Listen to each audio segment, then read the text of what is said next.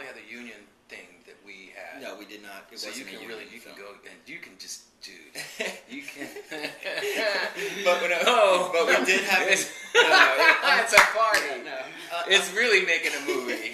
It was guerrilla, but I have to say that unlike Takeout, which was completely done under the radar, we actually did have enough of a budget to have insurance, to have permits. I mean, there was no way that we could have pulled off a scene like that baby drop-off scene in the beginning without having, without the NYPD being there to monitor.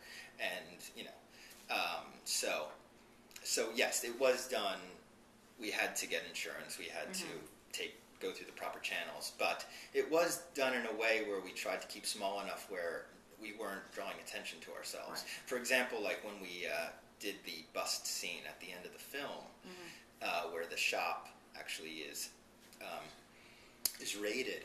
I assume from a distance it seemed so real that the real shops in the area that were running, you know, probably panicked. They panicked and they shut down the shops.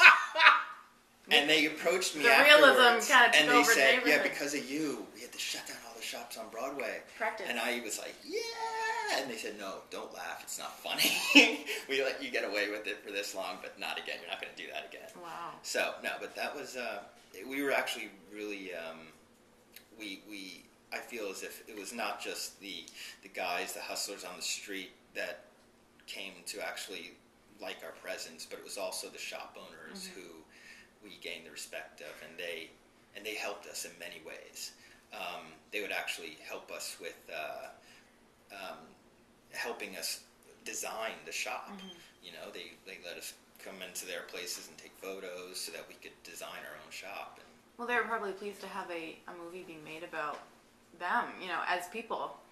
Yeah, but Sean, what about the people that actually were the illegals that were doing this? I mean, didn't you infringe? How did that all play itself out? You know, we did do research where we did interact with them, and we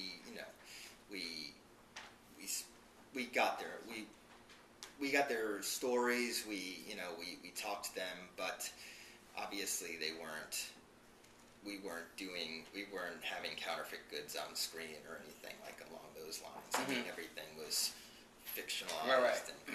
So. There were several moments between Lucky and Prince that were really touching, and of course they're totally improvised because you're working with a child. But I was really glad that at no point the story pushed a moment where Lucky suddenly feels like, oh, like I love this child and it's mine and I'm going to be a great father. And the arc was so genuine, I thought. You didn't push anything, and at the end you really believe that, not to give away what happens, but you really believe that his feelings are authentic and that the actor is not putting on something for the sake of making, let me tell you something. You know, a happy-go-lucky ending. That is the reason that I so love this film, because of what you just said. Because it goes up and down, up and down, up and down. I mean, there's no, like, we know what's going to happen. Right, you know what I mean? We don't know what's going to happen. And that's life. And that's the truth and the beauty of Prince of Broadway. And with circumstances like this, with this guy who's like a hustler, the last thing on his mind is having a child or raising a child, right? Suddenly, boom, it's in his lap, literally. I'm playing an interview. Go ahead. What did you do to get that baby to that dynamic between the baby and the dad? What did you like? That was such a dude. Listen to me. I've been there. You can't bullshit me with that kind. That was truth. I felt. If that was edited, then teach me. Well, first off, Aiden has to be one of the most well-behaved kids on the planet. I mean, working with him was a dream.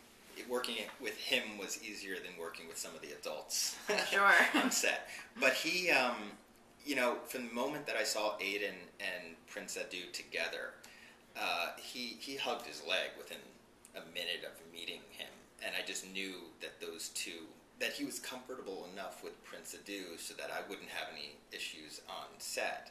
But moving forward from that, his mother was always present, probably just about 3 feet off screen, was there to comfort him, comfort Aiden at all times. And Aiden, I think, was just, he must have been having a lot of fun. It must have been a surreal experience for him, because if you imagine, it's like a 1.5-year-old child watching these strange adults around him.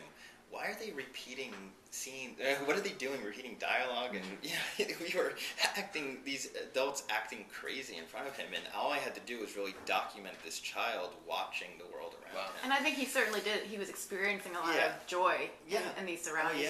When he's playing with Lucky, hitting him and laughing and thinking it's hysterical, as Lucky's like, oh my God, like, what am I going to do with my life? Right. There's just such a genuine, like, child joy, this purity that, eventually kind of begins to win over, Well, there was that bond there, I think, from the very beginning. And as you said, the editing, we just had to find those moments and make it a subtle build.